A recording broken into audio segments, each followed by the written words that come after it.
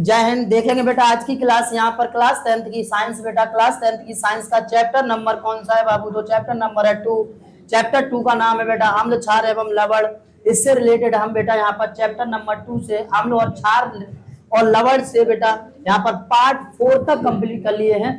आज हमारा पार्ट कौन सा बेटा? 5। तो 5 पार्ट को ध्यान से समझेंगे सभी बच्चे, और बेटा ध्यान से यहाँ पर लगन के साथ, और सभी स्टूडेंट कॉपी पेंसिल लेके बैठ जाएंगे जिससे साथ साथ नोट कर सके। और यहाँ पर मैं समय दूंगा, उसके साथ साथ आप स्क्रीनशॉट भी लेते रहे। चलेंगे आज की क्लास को शुरू करते हैं बेटा। आज अपना लेक्चर नंबर 5 मतलब पार्ट नंबर 5 तो समझेंगे बेटा। इसमें जो आज का हमारा लेक्चर है वो कहाँ से शुरू है? आज का हमारा लेक्चर है बाबू, आज का लेक्चर हमारा शुरू होगा होगा कहाँ से शुरू होगा बेटा? आज का लेक्चर हमारा शुरू होगा कास्टिक सोडा से। कहां से शुरू होगा माय डियर? तो कास्टिक सोडा से। समझेंगे यहाँ पर कास्टिक सोडा क्या होता है, नजर सामने होनी चाहिए सभी बच्चों की। देखेंगे बेटा, देखिए कास्टिक सोडा, ठीक है बेटा। कास्टिक सोडा आप सभी बच्चे जानते हैं सर, इसका जो रासायनिक नाम होता है ऊपर लिखा भी है। मैं यहाँ पर एक बार आपको समझा दे रहा हूँ रासायनिक नाम, तो याद रखेंगे सभी बच्चे। कास्टिक सोडा का जो रासायनिक नाम होता है बेटा वो सोडियम हाइड्रोक्साइड होता है। क्या होता है बाबू? Sodium hydroxide, sodium hydroxide. तो कास्टिक सोडा का नाम बेटा सोडियम हाइड्रोक्साइड। कौन सा? तो रासायनिक नाम। इसका अणुसूत्र की बात करते हैं तो कास्टिक सोडे के अणुसूत्र, कास्टिक सोडा का अणुसूत्र कौन सा होता है बेटा? कास्टिक सोडा का अणुसूत्र, ठीक है बेटा।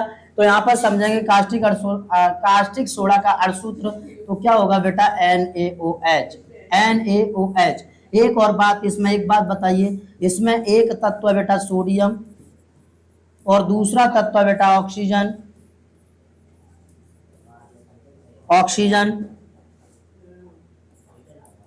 और तीसरा तत्व है बेटा इसमें हाइड्रोजन, हाइड्रोजन, ठीक है बेटा। Hydrogen, oxygen, sodium. बेटा यहाँ पर जो आप OH देख रहे हैं माय डियर, OH जो ये समूह है, जो ग्रुप है बेटा OH, ये पूरा एक समूह है जिसे OH यानी क्रियात्मक समूह बोलते हैं बेटा। इसका नाम होता है हाइड्रोक्सी समूह। ये कौन सा समूह होता है बेटा? तो हाइड्रोक्सी समूह होता है। इसी को हम इसीलिए NaOH को सोडियम हाइड्रोक्साइड कहते हैं। क्या बात समझ में आ रही है? इसका एक और बात याद रख लेंगे, इसका अणुभार बेटा, इसका जो अणुभार होता है वो कितना होता है? अणुभार जिसे मॉलिक्यूलर मास बोलते हैं बेटा, वो इसका 40 होता है। मैं आपको नेक्स्ट वीडियो में बताऊंगा कि अणुभार, तुल्यांकी भार, परमाणु भार, परमाणु क्रमांक क्या होते हैं, सारी चीजों पर डिटेल डिस्कस करेंगे।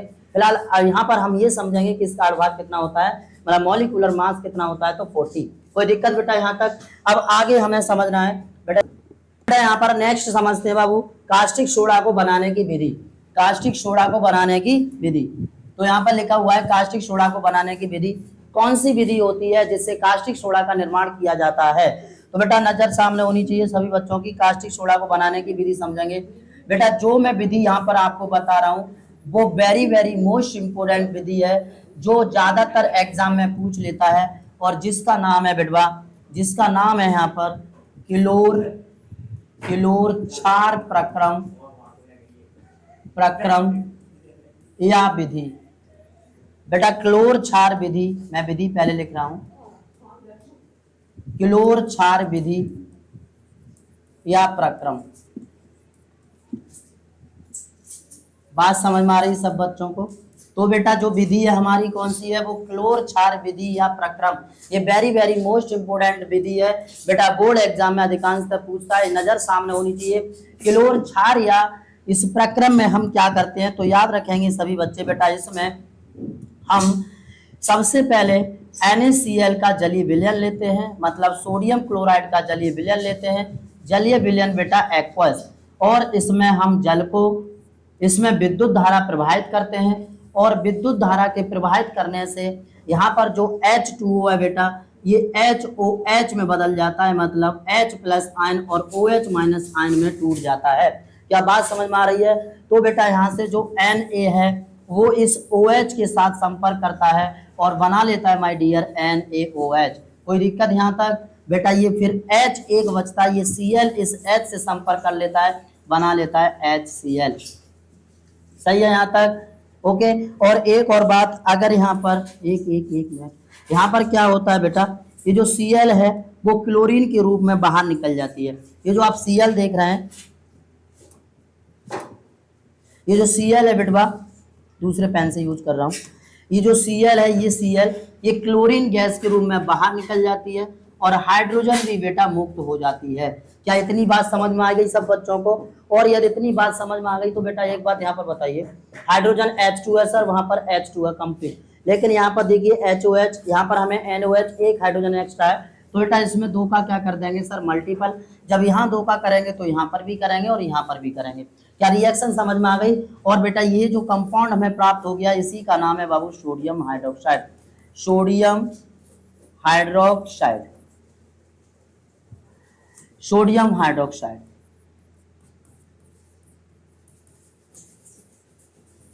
सोडियम हाइड्रोक्साइड, ठीक है बेटा। सोडियम हाइड्रोक्साइड मतलब कास्टिक सोडा, कॉस्टिक सोडा, ठीक है बेटा, कॉस्टिक सोडा। रिएक्शन समझ गए? और यदि नहीं समझे तो एक बार और दोबारा से ध्यान से समझ लेंगे रिएक्शन क्या है। रिएक्शन ये थी माय डियर, रिएक्शन थी, मैंने आपको बताया क्या कह रहा है परिभाषा में, सोडियम क्लोराइड के जलीय विलयन का विद्युत अपघटन करने पर NaOH मतलब सोडियम हाइड्रोक्साइड प्राप्त होता है। तो कैसे बेटा, यहाँ पर मैंने रिएक्शन बताया हुआ, दोबारा समझा रहा हूँ, नजर सामने होनी चाहिए। मैंने कहा बेटा NaCl का जलीय विलयन लेते हैं और बेटा यहाँ पर H2O मतलब विद्युत को प्रवाहित करते हैं, और जब विद्युत को प्रवाहित करेंगे बेटवा तो यहाँ पर NaOH प्राप्त हो जाएगा हमें, NaOH, और बेटा Cl2 क्लोरीन गैस के रूप में बाहर मुक्त हो जाएगी, हाइड्रोजन भी मुक्त हो जाएगी। तो यहाँ पर देखो Cl2 मतलब दो क्लोरीन और हाइड्रोजन है, तो इसमें बेटा दो का हम क्या कर देते हैं, गुणा कर देते हैं, तो यहाँ पर भी मल्टीपल कर देंगे और यहाँ पर भी मल्टीपल कर देंगे।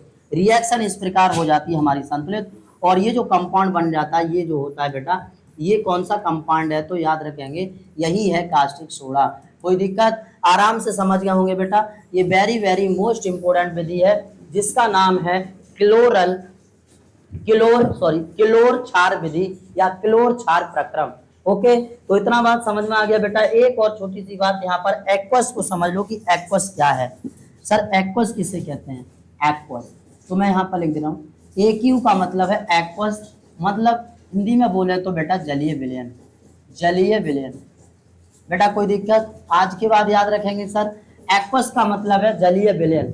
तो जब NaCl मतलब सोडियम क्लोराइड के जलीय विलयन में विद्युत का प्रवाह किया जाता है या उसका विद्युत अपघटन किया जाता है, तो क्लोरीन गैस और हाइड्रोजन गैस तथा सोडियम हाइड्रोक्साइड प्राप्त होता है। ठीक है, यहाँ तक क्लियर। अब नेक्स्ट समझते हैं बेटा कास्टिक सोडा के भौतिक गुण, मतलब फिजिकल प्रॉपर्टीज समझते हैं कास्टिक सोडा के। तो क्या है? सबसे पहला, ये शुद्ध अवस्था में सफेद, रंगहीन और क्रिस्टलीय ठोस होते हैं।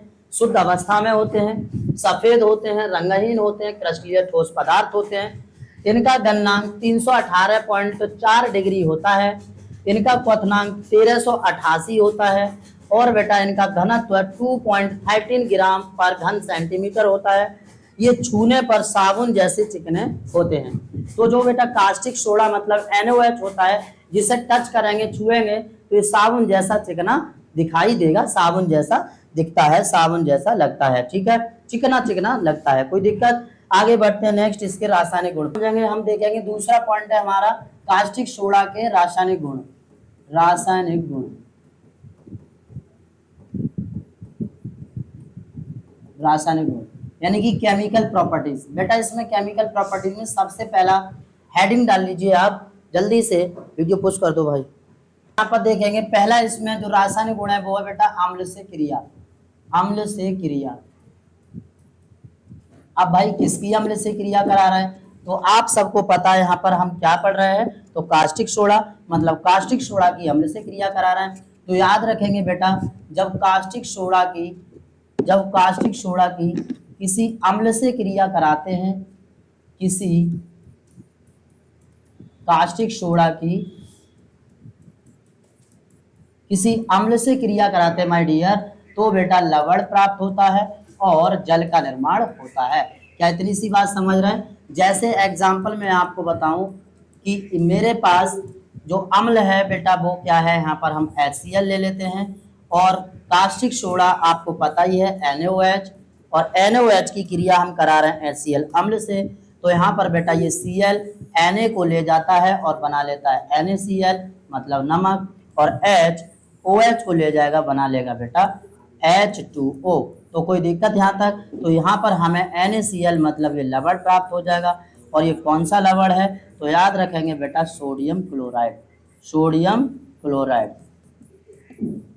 ठीक है। और यहाँ पर ये क्या प्राप्त हो गया बाबू? जल। याद रखेंगे जिस किसी रिएक्शन में जल का निर्माण हो जाता है वह रिएक्शन उदासीनीकरण अभिक्रिया भी कहलाती है।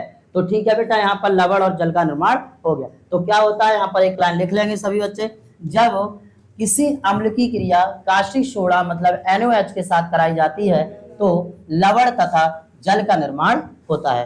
ठीक है, इसका एक स्क्रीनशॉट लीजिए। आगे बढ़ते हैं बेटा, नेक्स्ट दूसरा पॉइंट इसका क्या है उस पर आगे बढ़ते हैं भाई। अब इसका दूसरा सामने दिख रहा है बाबू, क्या है? अधात्विक ऑक्साइड से क्रिया। अधात्विक ऑक्साइड से क्रिया क्या होगी माय डियर? तो यह कार्बन डाइऑक्साइड और सल्फर डाइऑक्साइड से क्रिया करके बेटा ये क्या बनाता है? कार्बोनेट और सल्फाइड बनाता है। तो नजर सामने होनी चाहिए। जैसे बेटा इसकी दो रिएक्शन होती हैं यहाँ पर। पहला पॉइंट बेटा ये कार्बन डाइऑक्साइड से क्रिया करेगा, ओके, कार्बन डाइऑक्साइड से। अब भैया कार्बन डाइऑक्साइड से कैसे होती है? तो नजर सामने होगी। जैसे बेटा यहाँ पर मैं आपसे कहूँ ये NaOH सोडियम हाइड्रोक्साइड है बेटा, कार्बन डाइऑक्साइड CO2। जब हम इसकी आपस में क्रिया कराएंगे तो बेटा यहाँ पर Na2CO3 प्राप्त होगा, सोडियम कार्बोनेट, और प्लस H2O जल का निर्माण होगा। अब आप मुझे बताइए Na का यहाँ पर 2 है तो यहाँ पर भी 2 होना चाहिए। 2 का कर देंगे माय डियर मल्टीपल। एक बार देख लो क्या रिएक्शन फ्रैक्शन है, मतलब संतुलित है या नहीं है। तो बेटा 2NaOH CO2 मतलब Na2 एक O 2O O3 मतलब O3 और यहाँ पर CO3। तो ये बन गया बेटा हमारा सोडियम कार्बोनेट मतलब Na2CO3। उसके बाद बेटा यहाँ पर H के आप देखिए कितना है? 2 है। ऑक्सीजन का यहाँ से 1 रह गया तो ये बन गया जल। कोई दिक्कत यहाँ तक? इसी तरह बेटा इसका दूसरे पॉइंट में सल्फर डाइऑक्साइड की क्रिया होगी, सल्फर डाइऑक्साइड से। तो बेटा जब सल्फर डाइऑक्साइड की क्रिया होती है किसके साथ? तो सोडियम हाइड्रोक्साइड के साथ NaOH। यहाँ पर भी बेटा SO2 सेम क्या होगा? Na2SO2।